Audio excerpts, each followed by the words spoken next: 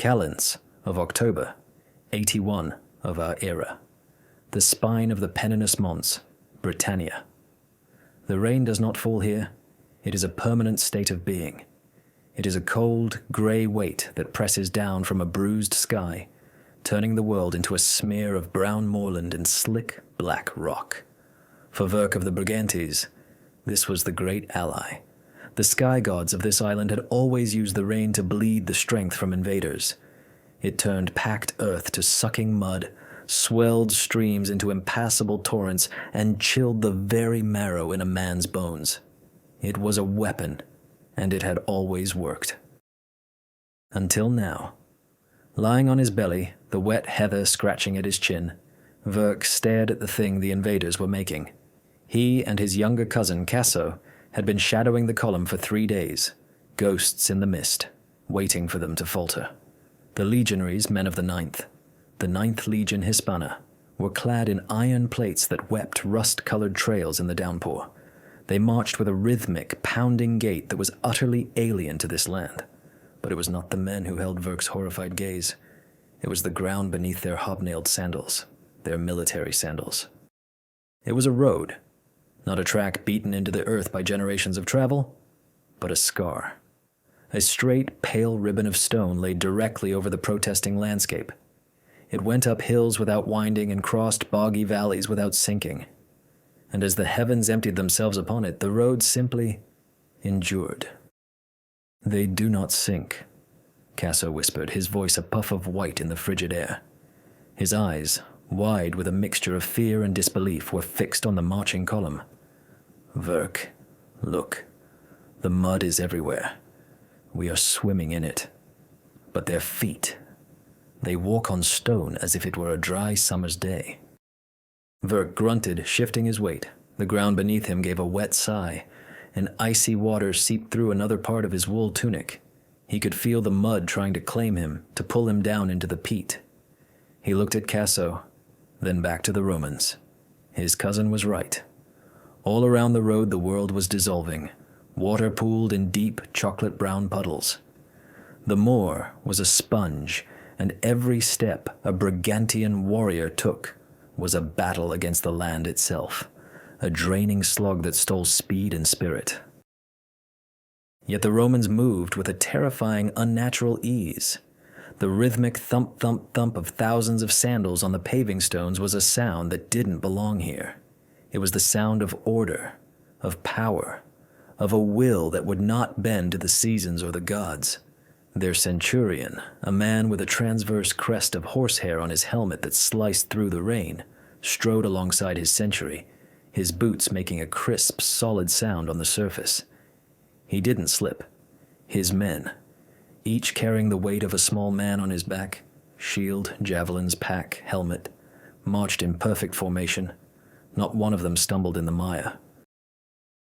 Verk had seen them build it. He'd watched from the tors as their surveyors, using strange crossed sticks on poles, stared into the distance, plotting a line that defied nature. Then came the diggers, men stripped to their waists even in the cold, who carved a massive trench into the earth. They were followed by wagons, pulled by straining mules that sank to their bellies in the mud beside the construction, hauling endless loads of rock. They had laid a bed of massive stones, then smaller ones, then something that looked like sand. And finally they had hammered flat gray slabs into place, fitting them together like a puzzle. At the time, Verk and the other warriors had laughed. It was the work of madmen. To fight the mud was to fight the world itself. A fool's errand. The first great storm would come, the ground would soften, and their precious stone path would be swallowed whole, a wasted effort. But the storms had come, one after another, and the road remained. It shed water like the oiled cloak of a chieftain. Little channels Verk had not noticed before, cut alongside the road, gushed with runoff carrying the deluge away. The road was not just sitting on the land, it was actively fighting the rain, and it was winning. This wasn't a path. It was a declaration of war against the very land they called home.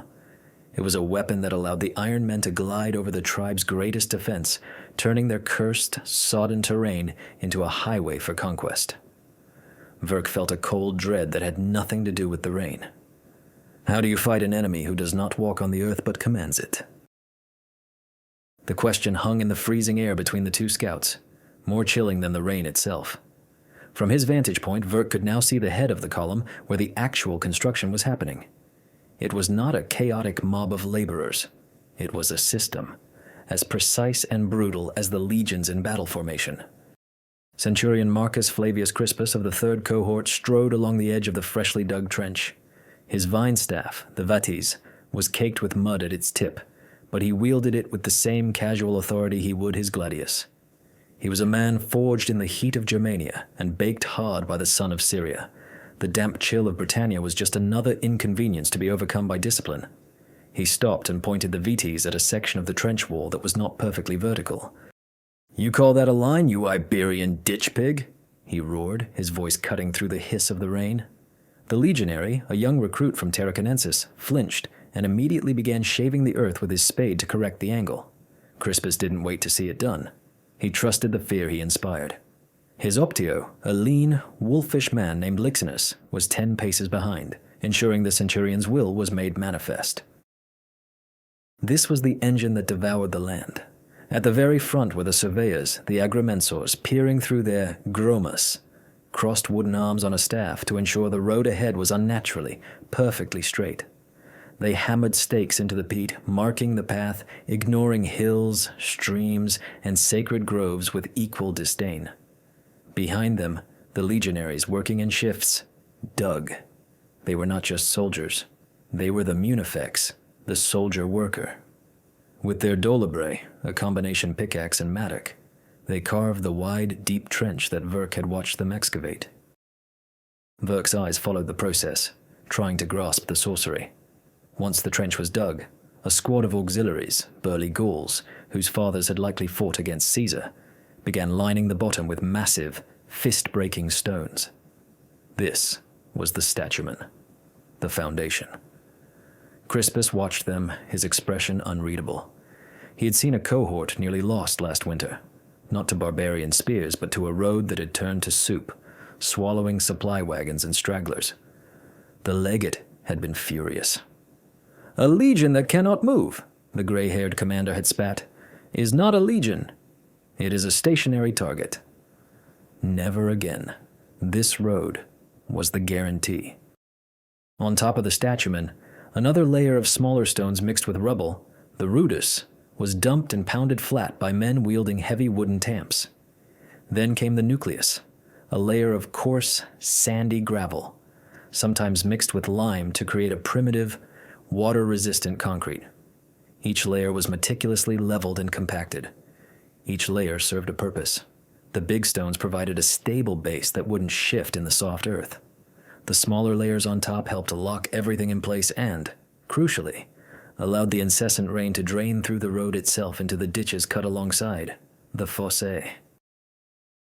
Finally, the pavers. Flat, polygonal slabs of gray stone, the summum dorsum, were laid by skilled masons, fitted so tightly that a knife blade could barely slip between them. They were crowned, set slightly higher in the middle, so the water that didn't seep through would run off to the sides.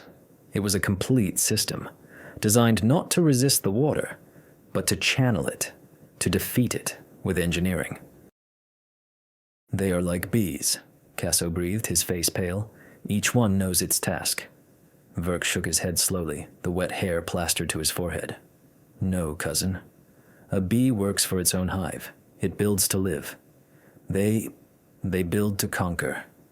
This road is not their home. It is their spear." The truth of it settled in his gut like a cold stone. This road was a permanent thing. It would outlast the men building it. It would be here long after their own huts had rotted back into the earth. It was a chain, and they were laying it link by methodical link, shackling the wild highlands to the distant, impossible heart of their empire. The Romans weren't just passing through. They were remaking the world in their own image, an image of straight lines, hard stone, and merciless logic. And as the column of the 9th Hispana marched effortlessly over the completed section behind the workers, their hobnails striking sparks from the wet stone, Verk realized they weren't just fighting men in iron. They were fighting the very idea of Rome, an idea that could turn mud and rain from an ally into a mere obstacle to be engineered out of existence. Night fell, not with the grace of a setting sun, but as a slow, final surrender of the gray light to an inky, wet blackness. The rain, if anything, intensified, drumming a relentless tattoo on the stretched leather of the Roman tents that had sprung up with the same unnatural speed as the road itself. A fortified marching camp, a perfect square of earthwork and sharpened stakes, now sat at the road's unfinished end. A temporary fortress dropped into the heart of Brigantian territory. Inside the camp, the atmosphere was a mix of disciplined routine and weary relief. Small fires hissed and spat under rudimentary shelters, the scent of wood smoke mingling with that of wet wool, cheap wine, and simmering grain porridge. For Gaius Valerius Aquila, a legionary of 20 years' service, this was simply another evening in a lifetime of evenings spent at the Empire's frayed edges. He sat on a low stool, meticulously sharpening the edges of his gladius with a whetstone, the rhythmic scrape of steel on stone a familiar comfort. His shield, its leather cover slick with rain, leaned against the tent pole, the painted eagle of the 9th barely visible in the flickering light. His tent mate, a young recruit named Lucius, was struggling to clean the thick, cloying mud from his caligae. "By the gods, does it ever stop raining in this cursed land?" Lucius muttered, his knuckles raw. "My feet haven't been dry in a month. It's the mud that will kill us, not the painted ones." Aquila didn't look up from his work. "The mud is an enemy, boy. Same as any other. It attacks morale, it slows the supply wagons, it sickens the horses. That's why we kill it."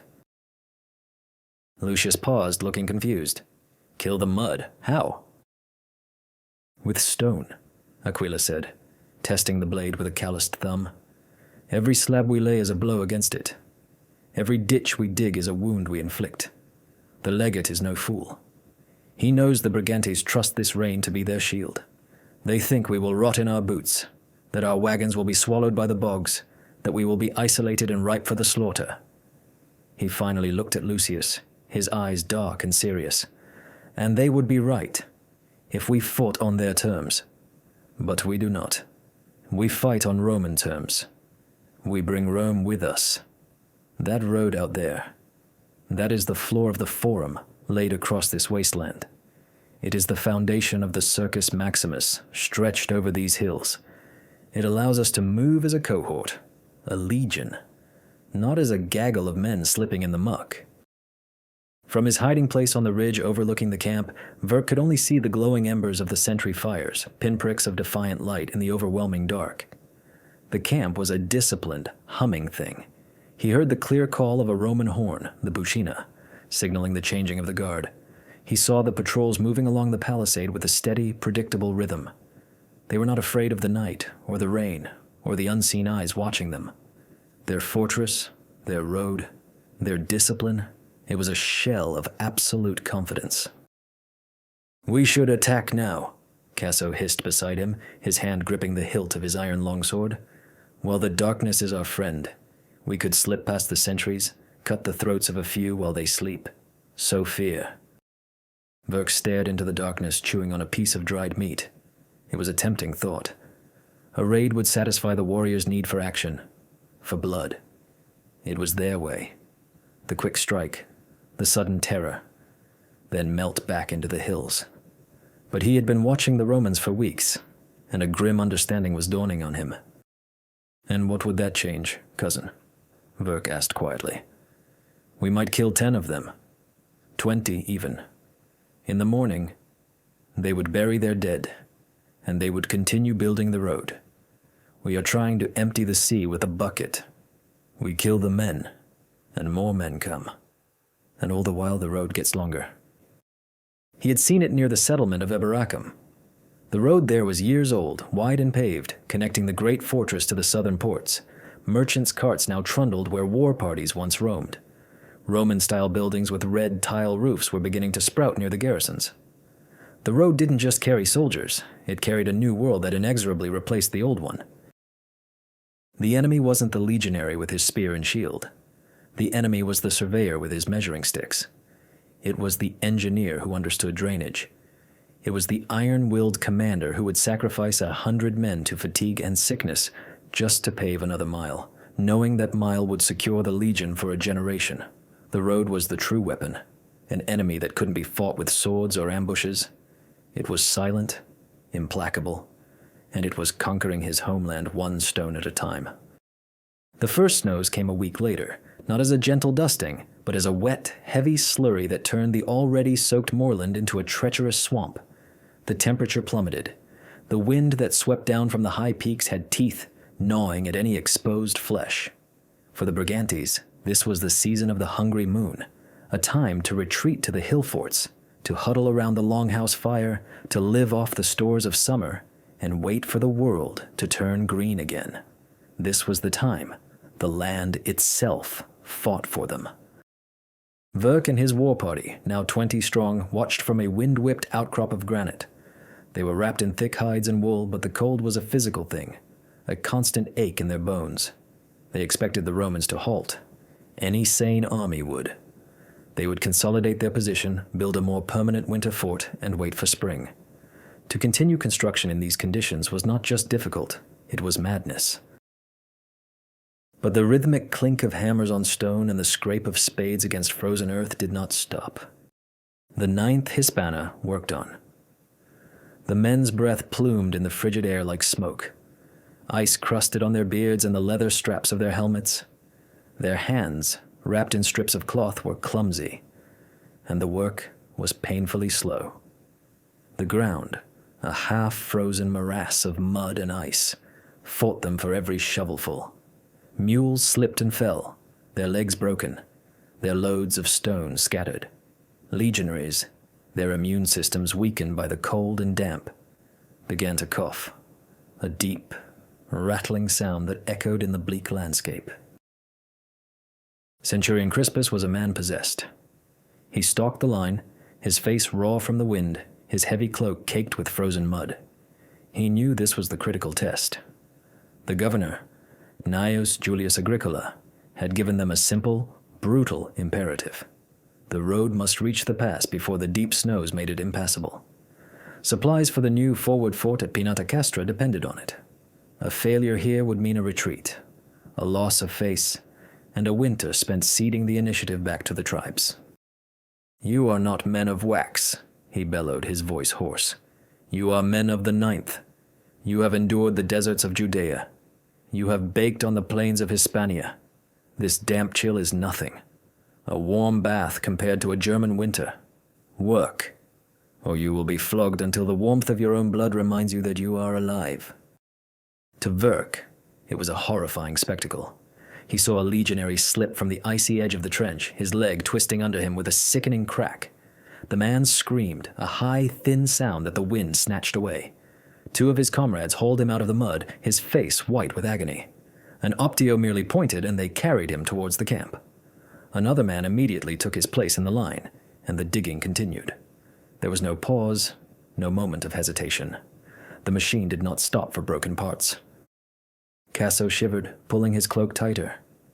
"They're going to die," he said, his voice full of a strange mix of hope and awe. "The mountain will break them. They will freeze in their iron skins." Verk wasn't so sure.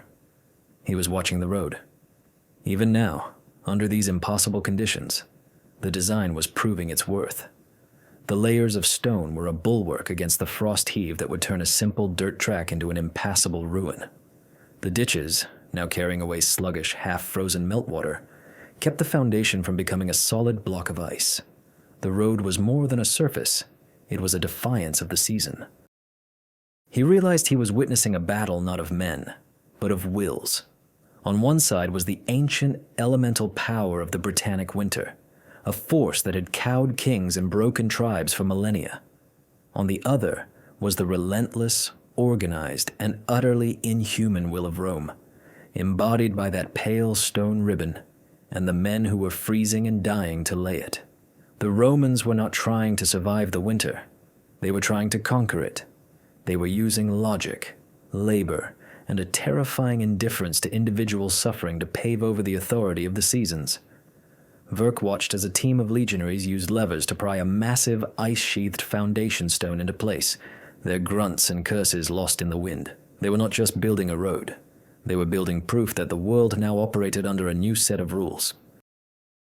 The pass was a narrow, wind-scoured gap between two brooding slate-gray peaks, a place the Brigantes called the Gate of Storms.